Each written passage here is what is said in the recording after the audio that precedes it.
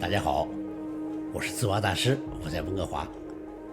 今天跟大家分享一下美国华盛顿州的一个摄影景点，我们管它叫大麦田。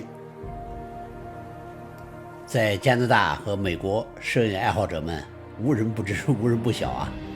这些年，它的名声越来越大，已经名声在外了。世界各地的摄影爱好者们都纷纷到这儿来拍片儿。这个地方我去了很多次，大概6、7次了已经啊，也带学生去过。好，现在咱们具体谈一谈，我们先看看它的位置啊。它在美国的华盛顿州。这个华盛顿州在哪儿呢？大家可以看看，就在美国的近西北角，离温哥华非常近。另外呢，它南边是俄勒冈州，东边是爱达荷。所以这个大麦田这片绿色，大家看，就是在华盛顿州的最东部，号称是这个州的粮仓啊，英文叫 Palouse。这个一开始我管它叫 Palos， 按英文翻译确实应该这么叫，但是其实呢，它是一个从法语转过来的词啊，法语应该叫 Palouse。其实它的原意呢，就是低矮的草地的意思。Palouse 这个地区呢，被大家称为大麦田，摄影爱好者们起的啊。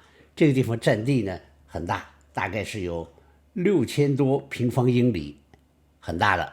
主要盛产呢是大麦和小麦。好，我们再看看这张图。从温哥华去这个大麦田呢，其实挺方便的啊。开着车过了境以后，沿着5号路一直向南，过了西雅图，然后上90号路向东，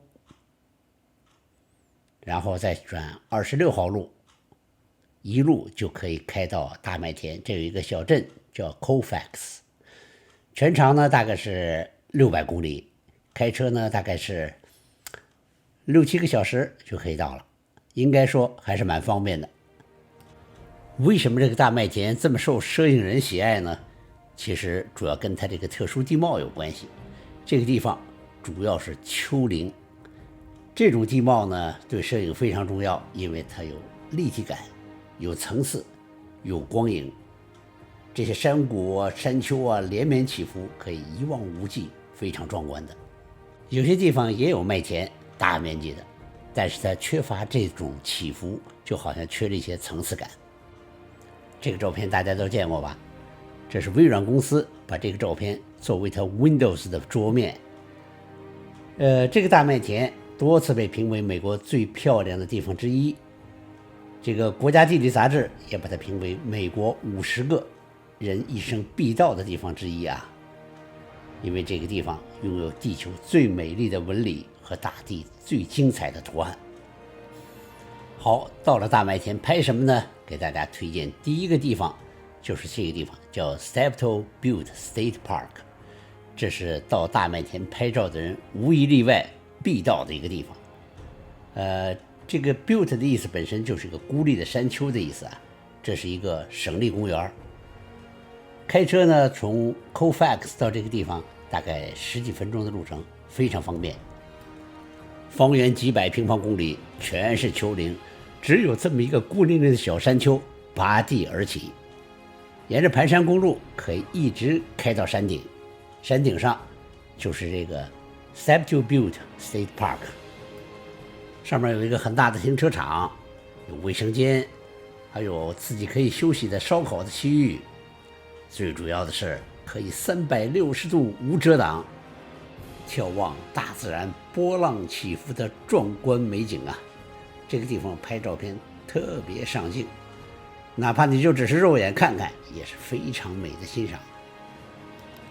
一望无际的麦田，配上这些高高低低、起伏不平的地势，简直就像大地上画了一幅又一幅的彩色的画卷。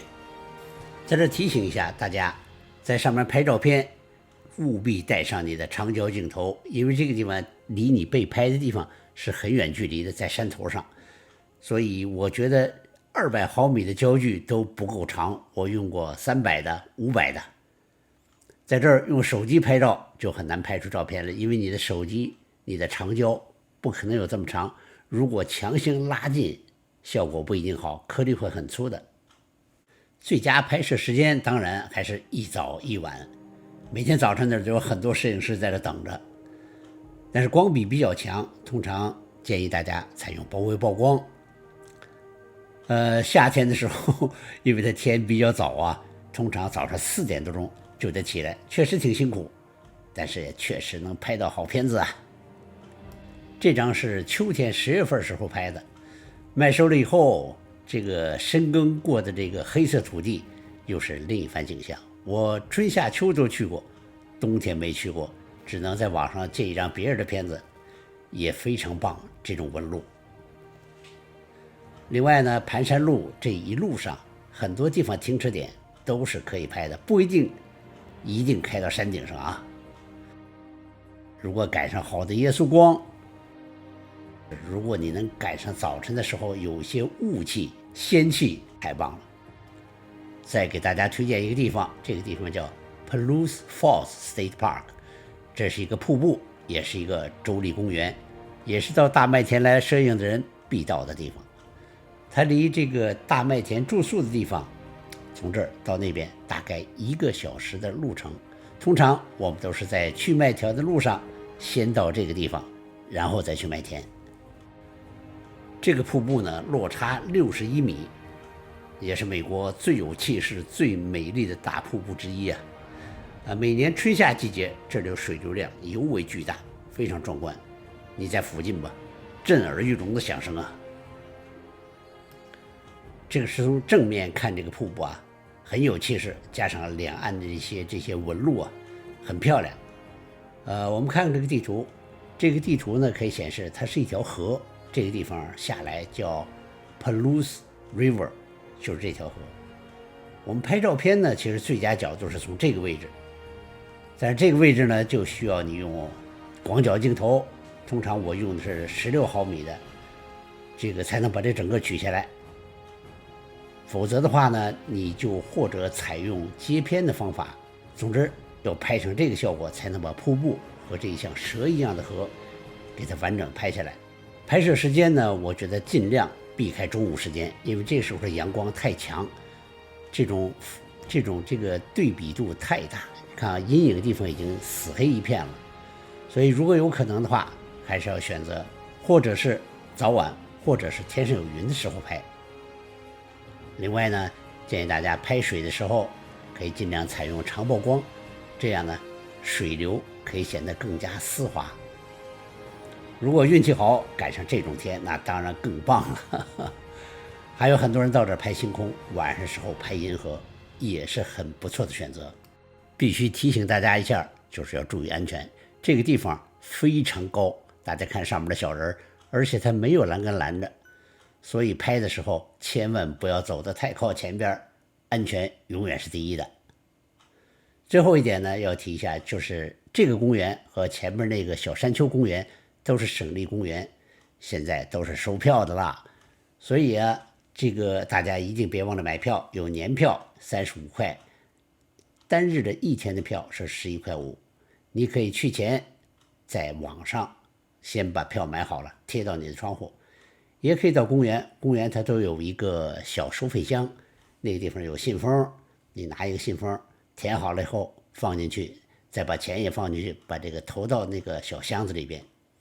否则的话，他经常有人来查，罚款要罚99美刀啊。好，本期视频就到这儿。如果你喜欢我的视频，欢迎关注、点赞并转发，谢谢。